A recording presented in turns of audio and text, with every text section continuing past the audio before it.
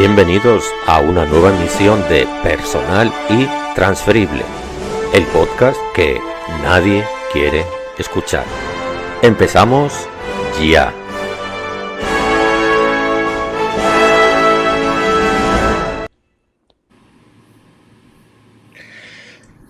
Pues saludos cordiales y bienvenidos a un episodio más de Personal y Transferible, el podcast que nadie quiere escuchar. Hoy tenemos invitado de superlujo. Tenemos con nosotros a nuestro querido Diego. Quienes habitan por el ecosistema de la Pucamaima de Santiago saben muy bien a quién me refiero. Y para los que no, pues nada, lo conocerán hoy.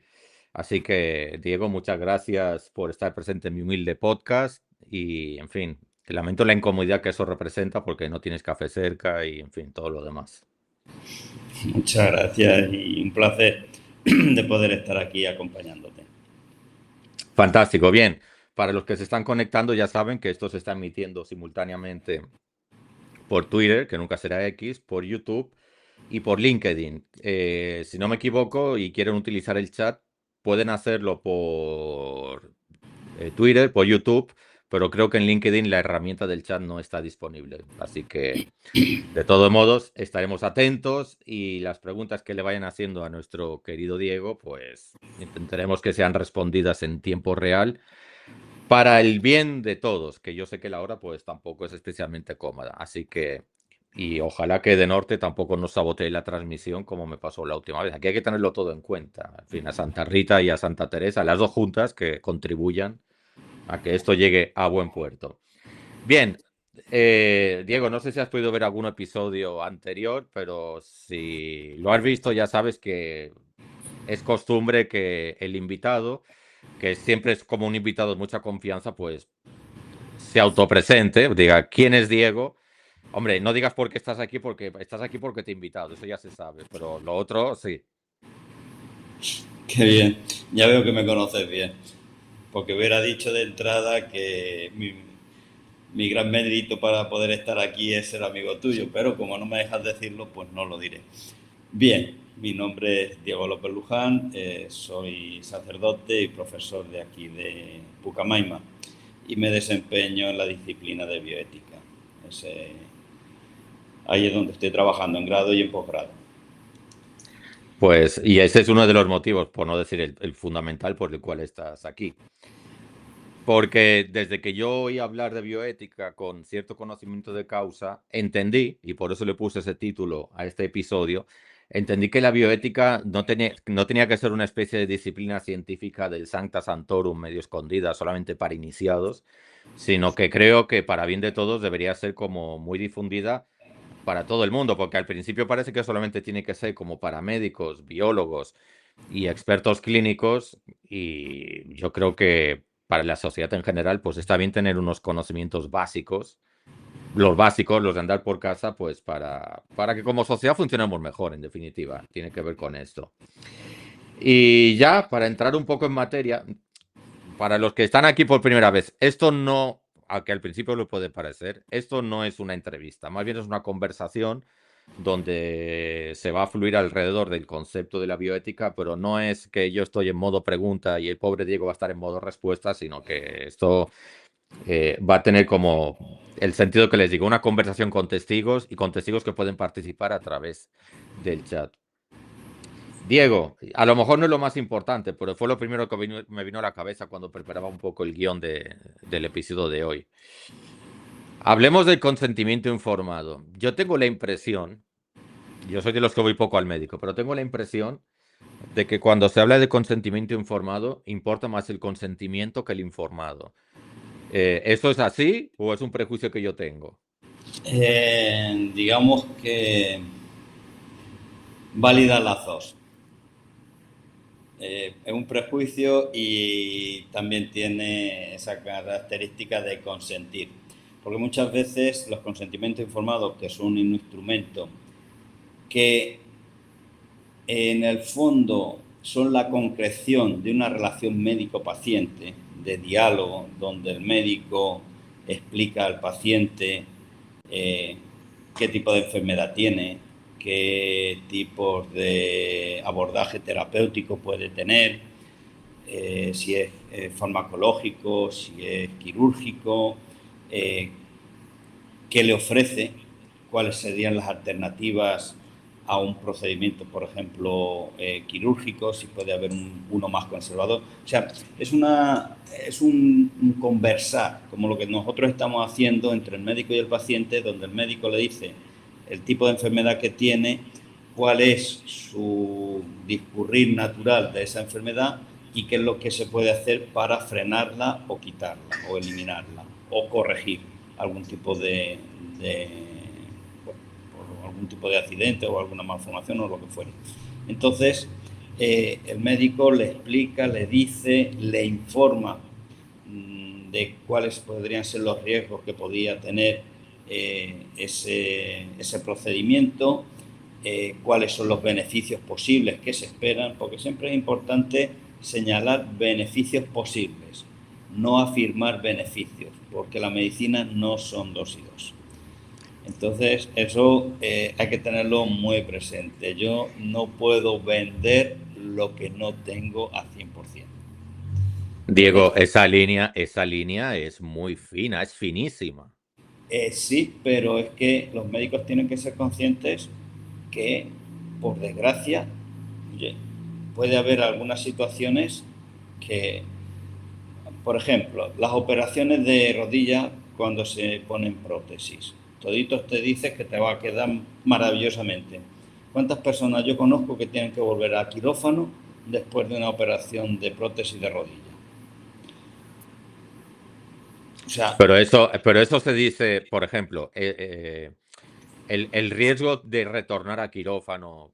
se tiene que Entiendo que, decir, o sea, eso quiere decir que el procedimiento que yo te voy a hacer no es 100% exacto, te va a solucionar el problema.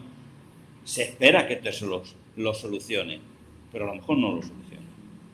Y eso el paciente tiene que ser consciente antes de entrar a un quirófano. yo, Diego, veo una dificultad en eso. Bueno, hay muchas dificultades en el tema del procedimiento de un consentimiento informado.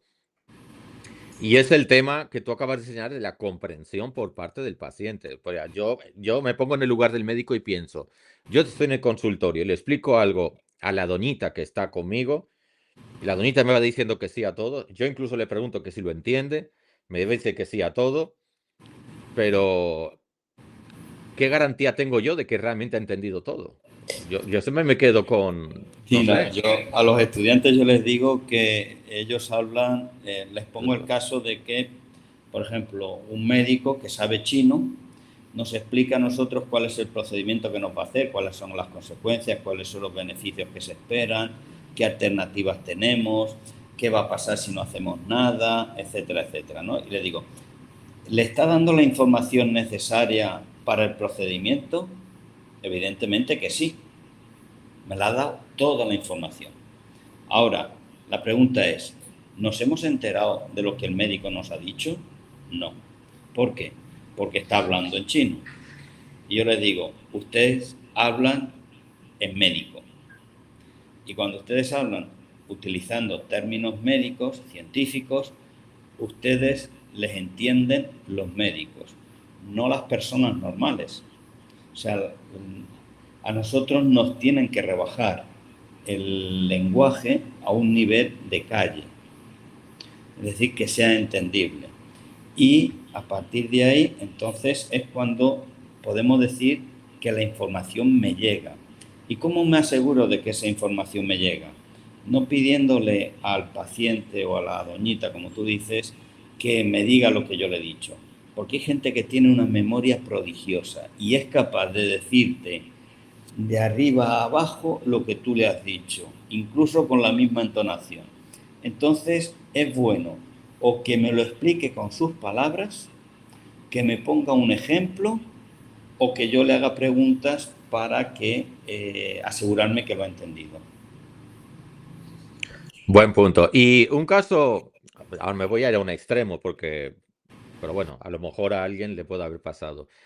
¿Qué ocurre cuando el paciente es analfabeto, no puede leer y escribir? ¿Se puede hacer un consentimiento informado, por ejemplo, mediante grabación de video? ¿Se puede?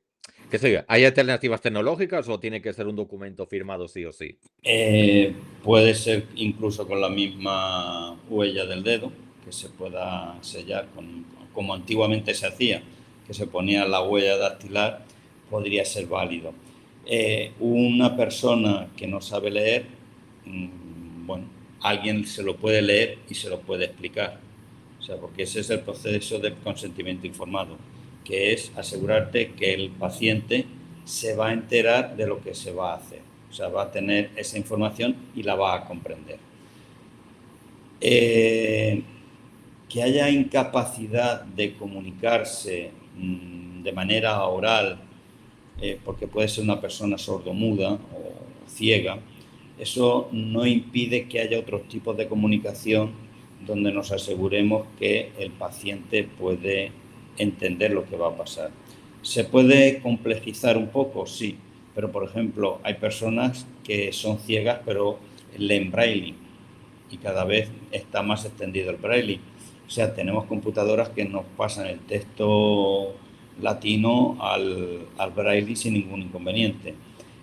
Las personas sordomudas, el lenguaje de gestos, pero un sordomudo lee, puede ver con los ojos, pero a la hora de comunicarse y dar las explicaciones puede hacerse de manera gestual.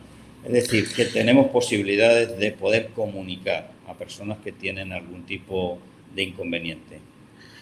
Pues mira, ahora, ya sé, hoy me has cogido en modo inspirado y me viene otra difícil con el tema del consentimiento informado. Pero tú has cogido la Eh, perra con el consentimiento hoy. no sé, yo espero que cuando vaya a tu clase ya tener algunos puntos extra por haber hecho esta tarea contigo. Eh, ¿qué ocurre? O sea, ¿qué ocurre? Me explico. Yo algunas veces me he encontrado y ya sé que el concepto como que no pega y se da galletas en sí mismo, pero yo he visto a veces plantillas de consentimiento informado, que yo entiendo que eso no debería ser, porque según tu explicación es un documento único, porque es personal, como es personal la cédula, como es personal el caso, como es personal el paciente. Es decir, como es un caso tan único, eso de tener una plantilla, como que en la cabeza eso me hace muchísimo ruido. Eh, la pregunta es, conceptualmente, ¿queda invalidado per se un consentimiento informado que se base en una plantilla? Es decir, para que me entiendas a qué me refiero con plantilla, un texto que ya está hecho con unas rayas en blanco donde se pone el nombre, el apellido, la fecha. A eso me estoy refiriendo, tipo formulario. Vamos a ver, el consentimiento informado tiene dos principios de fondo. Uno que es el de la autonomía y el de beneficencia. Es decir, el paciente es el que decide lo que quiere que se haga con él, si quiere que se le haga ese procedimiento o rechaza dicho procedimiento. Beneficencia, porque en el fondo estamos diciéndole al paciente, le estamos informando de lo que vamos a hacer y cuáles son los procedimientos que se van a realizar.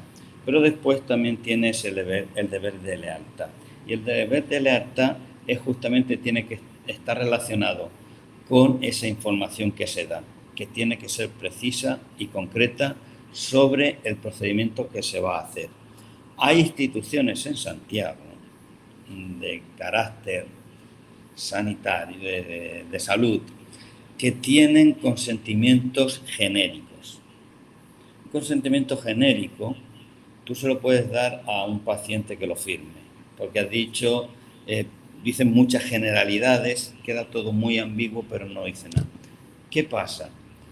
Que si ha habido algún problema y el paciente me demanda, el consentimiento informado no me garantiza impunidad, porque yo haya informado de las cosas. Pero si está bien hecho y yo he dado efectos secundarios, posibilidades que puedan pasar, posibles beneficios, pero no he afirmado beneficios concretos, a lo mejor esa demanda puede estar matizada porque había la información suficiente y necesaria para que el paciente decidiera. Cuando yo no tengo esa información y esa información la tengo ambigua, el consentimiento informado en un juicio se viene en contra del médico. O sea, va en contra del médico. ¿Por qué? Porque en el fondo tú no le has dicho nada. Y tú te crees que te estás ahorrando un tiempecito y tal, porque ya eso me lo dio la institución, y tal.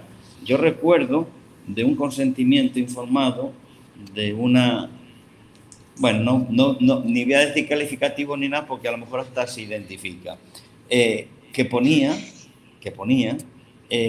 renuncio al derecho de demandar al médico y a la institución si algo fuera mal. Oiga, ¿de qué yo voy a renunciar? ¿Por qué? Porque tú lo digas.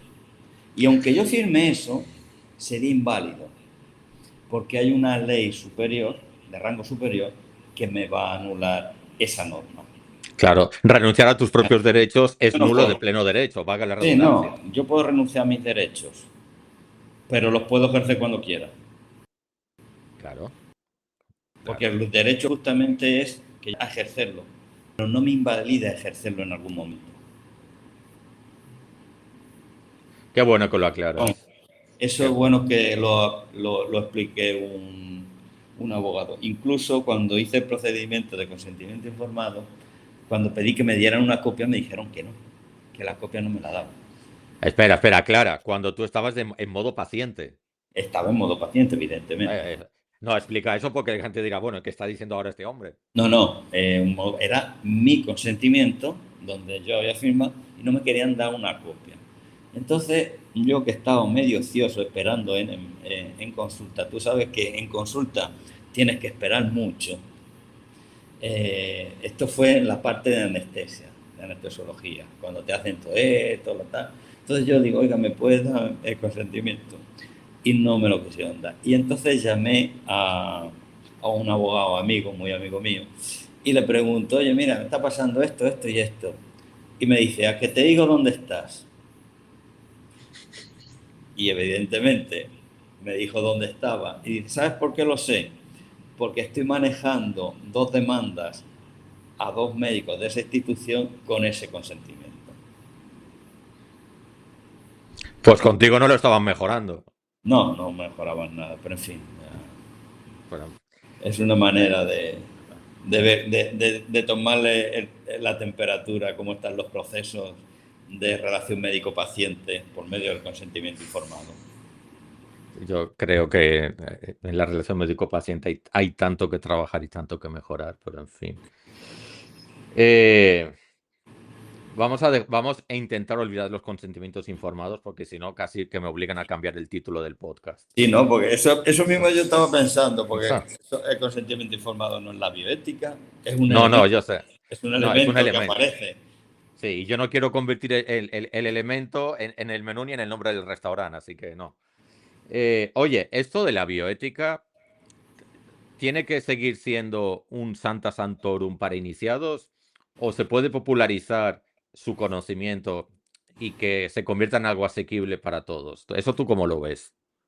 A ver, yo creo que es asequible para todos, porque además como es interdisciplinar, todo el mundo puede tener una visión y una opinión, y también ojalá que no solo sean opiniones, sino que sean argumentos racionales para aportar, no simplemente opiniones y percepciones, que muchas veces eso son lo que dañan los procesos de racionalización de los argumentos a la hora de tomar decisiones, sino que, o sea, yo entiendo que puede ser para todos. Incluso la bioética se va a popularizar justamente porque cuando empiezan los inicios de la bioética son una serie de autores que la mayoría son teólogos, ya sean de la rama católica y de la rama protestante. O sea, hay una serie de teólogos que se dedican a estas cosas desde el punto de vista de la moral y que empiezan a escribir sobre los temas que afectan a las personas, o sea, los temas bioéticos que afectan a las personas y cómo, bueno, se plantean y buscan posibles soluciones. Es decir, que desde su nacimiento la bioética, en el fondo, tiene esa dimensión de, como dicen, de democratizarse para que llegue a la mayoría de las personas. Es verdad que habrá soluciones y habrá temas que quedan en el ámbito de los comités de bioética que no se van a externar porque además hay una confidencialidad, ¿no?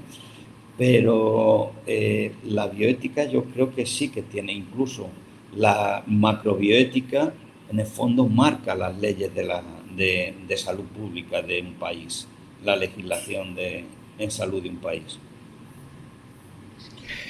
Ahora viene una que proviene de la más genuina ignorancia y yo sé que tu explicación nos va a ayudar a todos. Viniendo de ti, la ignorancia siempre puede ser un tanto ácida, No, no, y peligrosa, peligrosísima. sobre todo Eh, ácida. no, no, no, no, me estoy portando bien. Eh, lo voy a decir con estas palabras porque ahora no me vienen palabras mejores o más ajustadas. ¿Existe un solo modelo bioético? ¿Existe una sola teoría bioética? ¿Hay un solo modo de entender la bioética? No, no. ¿O es variado y eso a veces genera debates, discusiones? Sin ir más lejos, el elemento, por ejemplo, del consentimiento informado. Es decir, ¿hay un solo modo de entender el consentimiento informado? Filosóficamente me refiero. ¿O hay varios? A ver, primero, te estás metiendo en un terreno bastante Sí, sí. complejo, porque en el fondo es el campo epistemológico de la bioética y su metodología. Es decir, la bioética es interdisciplinar. Por lo tanto, hay muchas disciplinas que están en torno a las decisiones que se van a tomar, o que se van a estudiar, o que se van a analizar. Pero desde el punto de vista de la parte ética, nosotros podemos encontrar distintas perspectivas. Nos podemos encontrar con el personalismo ontológico de Helio Grecia, nos podemos encontrar con el utilitarismo, nos podemos encontrar con la casuística de Jansen, nos podemos encontrar con una ética feminista, nos podemos encontrar con una ética del permiso de Heidegger, nos podemos encontrar con una ética comunitaria de Manuel, ay, no me acuerdo el apellido, pero bueno, o sea que hay varias maneras de abordar la ética que va a entrar en función o en relación con la bioética. O sea, y después ahí entra todo el tema de la medicina, entra también la manera de entender al ser humano. Es verdad que detrás de cada concepción antropológica hay una visión ética, que por eso las distintas fundamentaciones que podemos encontrar en bioética. Nosotros le llamamos fundamentaciones y racionalización de la bioética, desde ese punto. Manuel Ezequiel se llamaba el de la ética comunitaria, de la bioética comunitaria. Tomamos nota. Nuestro común amigo Anthony Gutiérrez te está escribiendo por el chat de YouTube y ahí tienes la pregunta. Te dice, hola, ¿cómo ve nuestro experto? Por si acaso el experto eres tú. ¿Cómo ve nuestro experto invitado la situación de que se empiecen a usar datos confidenciales médicos en procesadores de tipo LLM, inteligencia artificial, sin sus consentimientos, entrenando y exponiendo datos? Aquí es un tema bastante complejo porque ya este problema surgió con la pandemia. De todo el tema de meter datos, de asumir datos, de que la inteligencia artificial empiece a manejar datos. La confidencialidad en principio es algo que hay que mantener. Claro, cuando nosotros, o sea, todo alimentación hacia la inteligencia artificial debería ser sin datos que identifiquen a la persona. Porque aquí también en la confidencialidad tenemos que distinguir entre datos sensibles y otros datos. Pero Diego, un momento, ¿cuál es el criterio para distinguir datos sensibles de otro tipo de O datos sea, en ese ámbito? por ejemplo, que yo mida 1,74 en centímetros, en pulgadas no sé cuánto sería, pero eso es un dato no sensible porque está a la vista de todo el mundo. los datos sensibles a lo mejor es la enfermedad que yo padezco, que la puedan relacionar con mi nombre, no con mi altura, no con mi sexo. Perfecto. Entonces, ahí sí que hay que vigilar cómo nosotros manejamos esos datos, porque es verdad que muchas veces la inteligencia artificial y sobre todo la de aprendizaje autónomo, que es donde se meten todas estas bases de datos, pues a partir de los datos que tiene puede hacer diagnósticos sesgados. Y Claro, Antonia, Clara, todo esto sin el adecuado consentimiento porque se siente casi imposible de consentir sobre capacidades que se desconocen. y cómo yo consigo todos los consentimientos informados de todas las historias clínicas que yo tengo en una institución, cuando ya esa gente, incluso algunas, están muertos.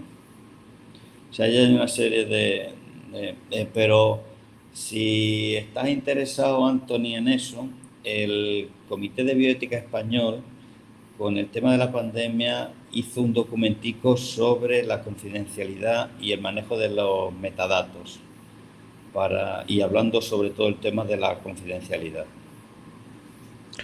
Pues está interesante, pero tu postura personal en este ámbito, ¿cuál es? Mi postura es que se ha de salvaguardar aquellos datos que me identifiquen con la enfermedad. Fantástico. Sí, a ver, ante la duda siempre optar por una postura proteccionista del paciente, que es la parte débil siempre en esta relación, ¿no? Entiendo yo. Sí, lo que pasa a lo mejor que si es una, yo qué sé, bueno, los seguros también están por ahí en medio, o sea, que pueden tener muchas connotaciones. O sea, yo puedo decir, a mí no me importa que sepan que tengo un problema cardíaco, pero a lo mejor a mi seguro sí. Sí, porque a lo mejor el año que viene me sube la prima del seguro o me sacan del seguro, entonces Por ahí eso, sí hay que tener cuidado. por eso. Qué interesante. No, lo decía Eh, porque hay tipos de enfermedades que son enfermedades estigmatizantes y otras pues que no son tan estigmatizantes, pero pueden ser económicas. claro. Mira, resulta que el chat en LinkedIn funciona. Mira, tienes una pregunta del doctor Manuel Colomé, no sé si lo conoces, que pregunta, ¿en cuáles casos se hace difícil obtener el consentimiento y qué podemos hacer? Fuera del tema de inteligencia artificial en general. O sea, en muchas de las investigaciones retrospectivas, si estamos hablando de investigación, en investigaciones retrospectivas puede ser muy difícil conseguir el consentimiento informado.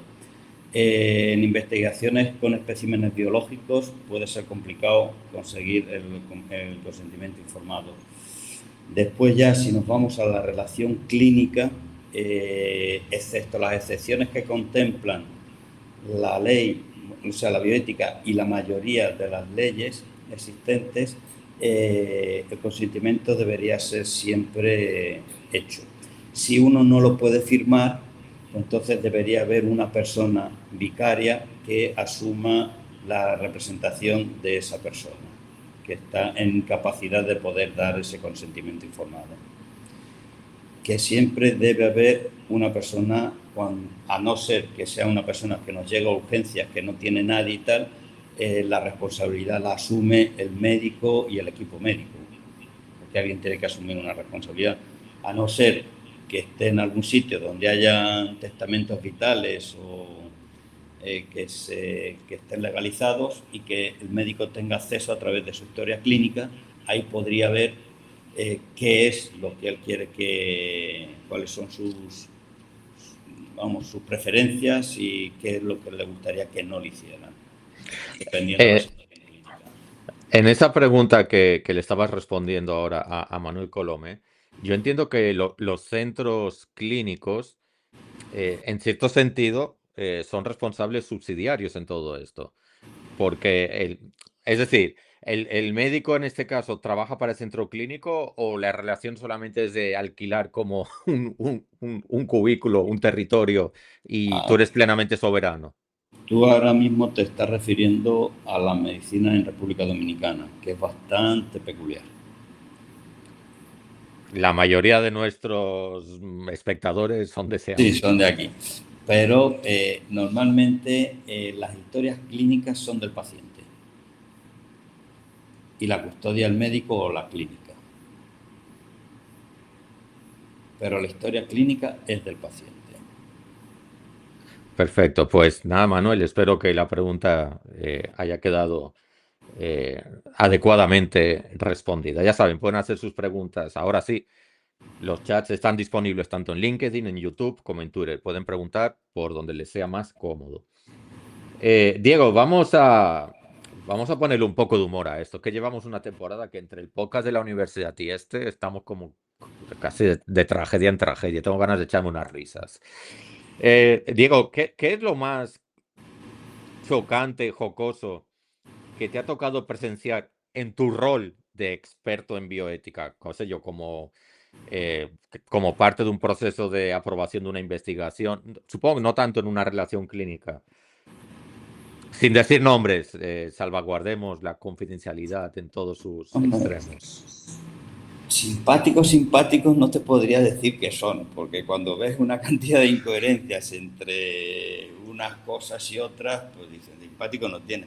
Lo que sí me resultó simpático fue cuando empezábamos con el Comité de Bioética aquí en la universidad, con el COBEFAS, nos presentaron una investigación en la cual prácticamente el consentimiento informado se reducía a la declaración de consentimiento informado, y además decía que lo mismo que me pasó a mí cuando di mi consentimiento, que por la cual yo estoy renunciando a todos mis derechos. Yo entiendo que fue un error de la persona que redactó aquello, porque además es una persona en la cual yo tengo, después cuando la conocí la tengo en estima, que decía que renunciaba a todos mis derechos y que no, o sea, y la verdad es que nos hizo bastante gracia. Y otra, esta es más simpática, de las primeras tesis que nosotros estuvimos revisando aquí en la universidad. Como los muchachos no tenían ese proceso, no estaban acostumbrados, entonces cuando uno de ellos introdujo la tesis, dice, bueno, ¿cuál es el objeto de esta tesis de entregar al Comité de Bioética? Pues que tengo que hacerla para poder aprobar, que si no, no me gradúo como médico. Hombre, pero fue honesto. Sí, no, fue muy honesto. O sea, si tú le pedías transparencia, se fue transparente en extremo. Ahora, valor social no tiene ninguno. ¿No? Ah, Es- eh, ese es otro tema. Oye, Anthony está animado. Te plantea curiosidad, que es más un comentario que una pregunta. Dice, curiosidad, en lo asistencial, la urgencia vital pudiese posponer el consentimiento informado en ciertas situaciones. ¿Hay alguna analogía de ello en el ámbito de la investigación? En el ámbito de la investigación no hay, vamos, que yo conozca, ¿eh? Antonio yo sé que está metido en el tema de la investigación y no sé si él se le habrá dado algún caso, pero normalmente en investigación, como son cosas que se hacen con tiempo, los consentimientos informados son exigibles, a no ser, a no ser que el consentimiento que vayamos a hacer, a otorgar, nos sesgue la información.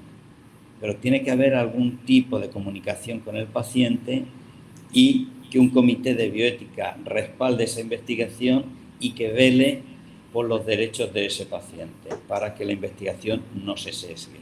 O sea, que puede haber momentos en los cuales es oportuno no dar el consentimiento informado, pero tiene que estar el comité de bioética, tiene que estar informado y autorizarlo. Ahora, en cuestión de urgencias médicas, como pueden pasar en la parte asistencial, ya digo, no conozco porque en principio es algo que se programa con tiempo y debe estar bastante regularizado, o está bastante regularizado. Ahora, puede ser que estemos probando un medicamento y ese medicamento nos haga unos efectos secundarios y tengamos que tomar una decisión rápida. ¿Quién es el que toma la decisión si no tenemos tal? Pues serían los médicos, pero entonces pasaríamos a la parte asistencial. Claro. Nuestra querida Rosa, eh, Saludos, qué bueno que están participando activamente. Dice, siguiendo el hilo de la respuesta del doctor Colomé, en República Dominicana está escrita esa información que el médico puede tomar la decisión por el paciente si no hay representante legal presente en relación a investigación en salud. Muy buena esa pregunta. En el artículo 28, letra J, ahí nos dice el artículo sobre el consentimiento informado que cuando no haya ninguna persona que represente, en la ley de salud pública, que represente al enfermo, el médico y el equipo médico asumirán la responsabilidad de la atención y de lo que se le va a hacer al paciente. O sea que está legislado. Joder, qué buena memoria tienes. A mí me viene justo a acordarme de mi número de celular y tú te acuerdas del artículo, del numeral y de la ley de salud pública. Es que di la clase ayer. Ah, vale, porque la tienes fresca, que eso es La lo tengo mejor. fresca, la tengo fresca. No, porque ahora me has dejado sin palabras. Yo, Dios mío, No, yo no, pero me estoy deteriorando mucho. no, no. Pero sí, ahí aparece, cuando se habla del consentimiento informado, aparece esa partecita. Fantástico. Eh, para quienes no te conozcan mucho, bueno, y para los que te conozcan también, desde hace un tiempo ya te podemos llamar legalmente doctor, y no es que hayas estudiado medicina, por si acaso, el ámbito puede llevar a malos entendidos. No, no Cuéntanos, puedo, no puedo, no puedo poner un consultorio, ¿no? no, yo sé, bueno, no de medicina, a lo mejor lo puedes poner de otra cosa. Eh, cuéntanos un poco de qué trata, que ya está hecha y ya eres doctor. Cuéntanos un poco de qué trata tu tesis doctoral, que a mí me pareció interesantísima. Pues trataba sobre el COVID. Se titula, o se titula, bueno, se titulaba y se titula porque Sí, no, no, no solo he borrado. no la he borrado, ¿no? Enfermedad y muerte en tiempos de pandemia, dos puntos COVID-19 y bioética teológica. Y ahí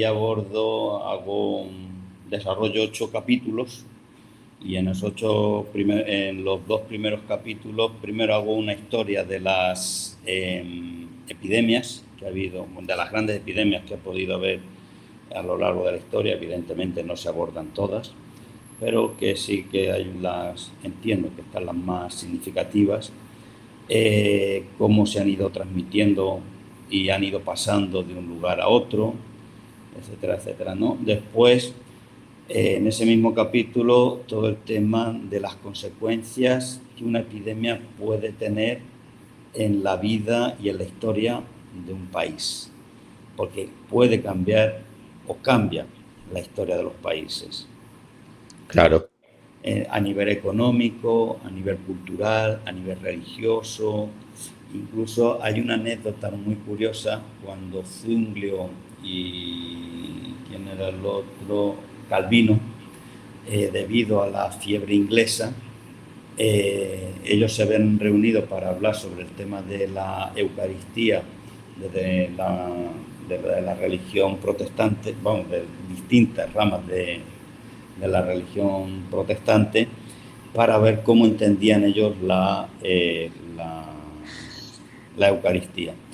Y cómo no se pudo terminar esa reunión y tuvieron que separarse, y entonces ahí hay una de las grandes, justamente, del no coincidencia desde el punto de vista teológico entre esos dos grupos de creyentes, ¿no?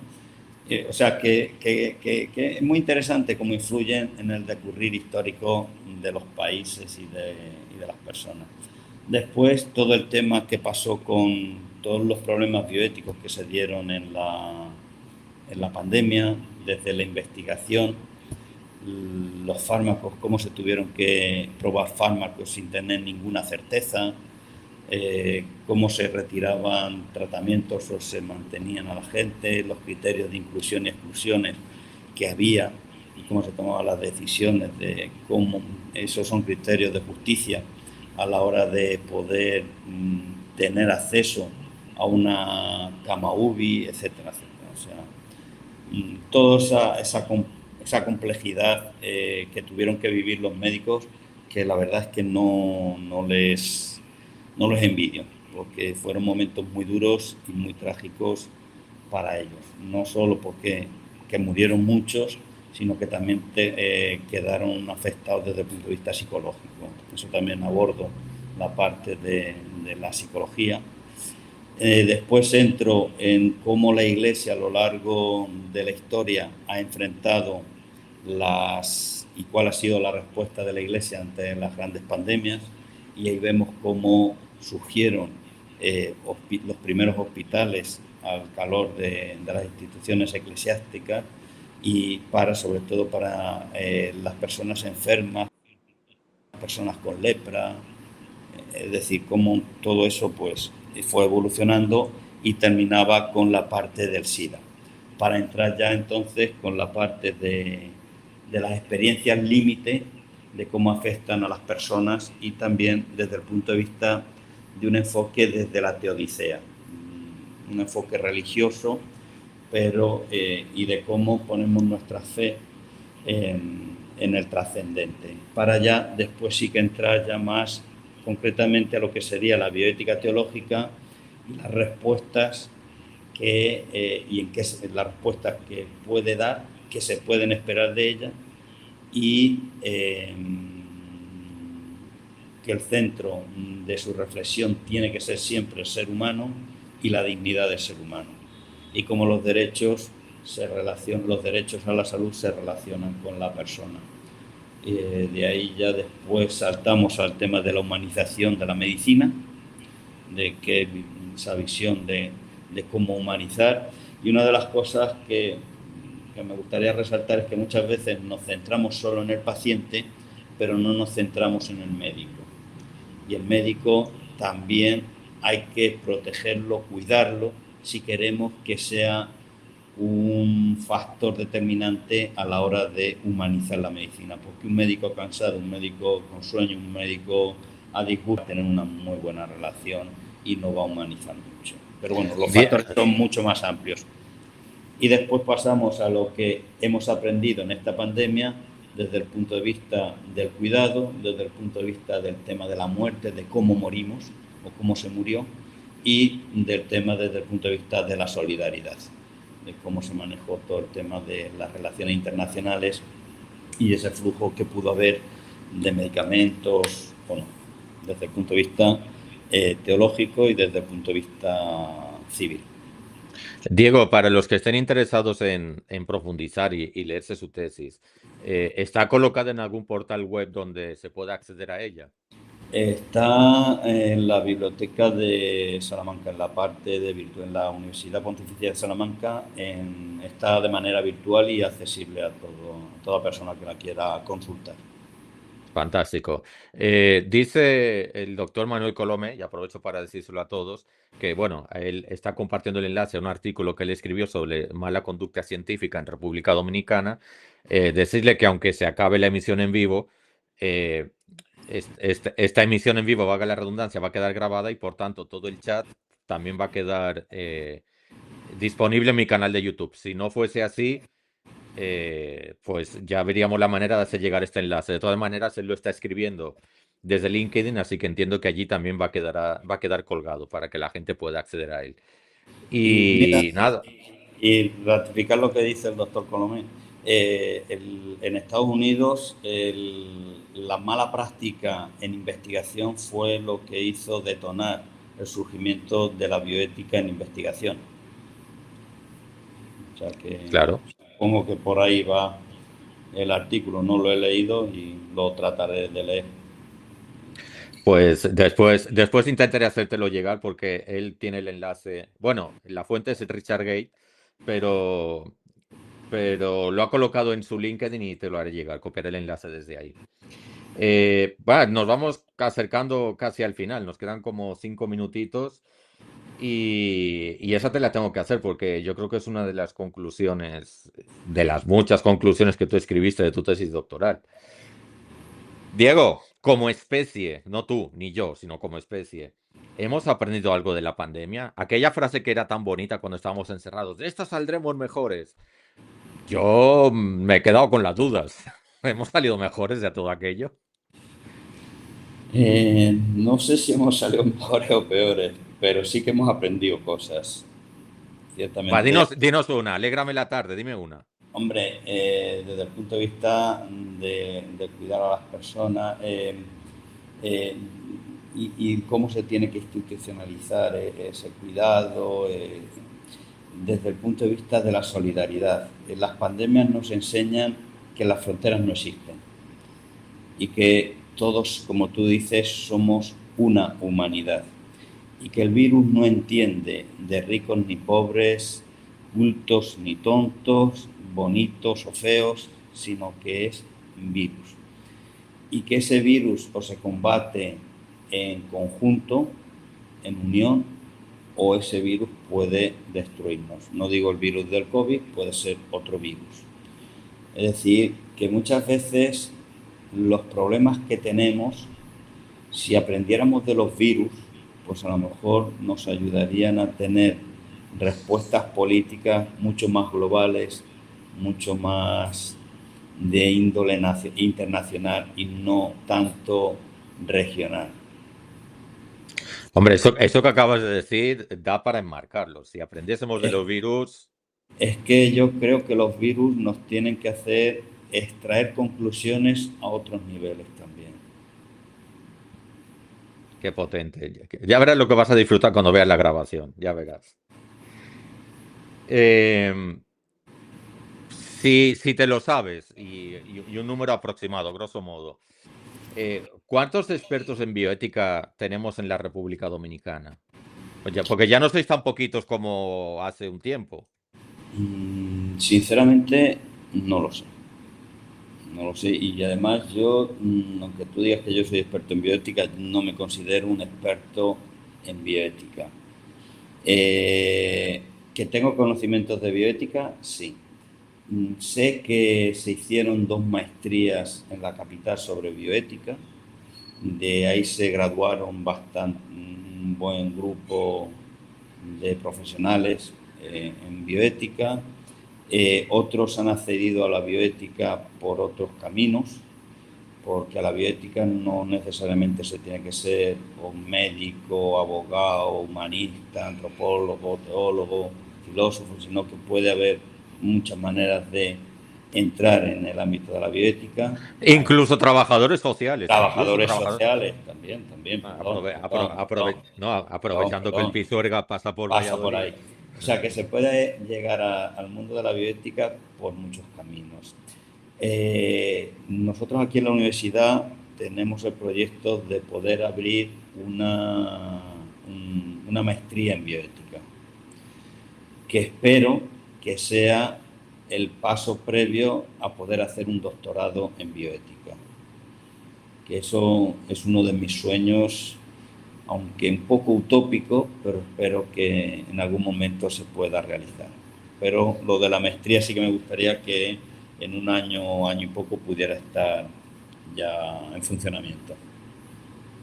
Fantástico, pues mis mejores deseos para esa maestría, que la verdad me gustaría mucho que hubiera gente que la estudiara y se especializara por ese lado. Aquí en Santiago yo he descubierto, porque hicimos unos cursos, un diplomado de bioética, y nos juntamos como 40 y pico de gentes. Y todos médicos profesionales, o sea, que no eran estudiantes solo, había algunos estudiantes, no la mayoría eran médicos y algunos abogados. Me parece una muy buena cantidad, la verdad. Sí, no, yo me quedé sorprendido. También vino una persona desde fuera, pero muy bien. O sea que si ese es el termómetro, pues vamos para adelante. Pues sí, porque eso, imagínate, si solamente en Santiago eran 40, pues uno supone que en el país son unos cuantos más. Yo sé que no es el propósito de la bioética ni nada, pero yo a los estudiantes les digo, conocimiento en bioética evita muchos problemas. Totalmente. Diego, estamos llegando casi al final. Una última intervención tuya a modo de exhortación para todas las personas que están conectadas. Que en estos momentos no somos bastantes. Hay 38 personas conectadas en Twitter y una más que anda por YouTube. La gente que está en LinkedIn no sé cuántos son, pero en principio se habían preinscrito otros 30, o sea que tienes un auditorio muy interesante. Tienes muchos seguidores, Laureano. No, tú, antes no venía nadie. Estoy quitando las telarañas del canal. Dime, Así que qué decías? nada. Haznos una exhortación final para cerrar con broche de oro antes de poner ya la sintonía de Una salida. exhortación final sobre la bioética. Pues mira, lo que les digo a los estudiantes, que es muy importante que sean muy buenos técnicos en medicina, o sea, que contengan las competencias técnicas en medicina, pero que no se olviden de las competencias blandas de la medicina, que son todas las ramas de humanidades, que son todas las ramas de la ética, que son todas esas ramas que hacen de un médico un buen médico y no un médico bueno. Porque necesitamos buenos médicos y no buenos técnicos. Pues queda dicho, queda anotado y además queda grabado. Así que, Diego, muchísimas gracias. Antes de despedirnos, decirles a todos que en unas semanas esto será un episodio que estará disponible tanto en Spotify como en Apple Podcast. Todos los martes a las 6 de la mañana se sube un episodio nuevo.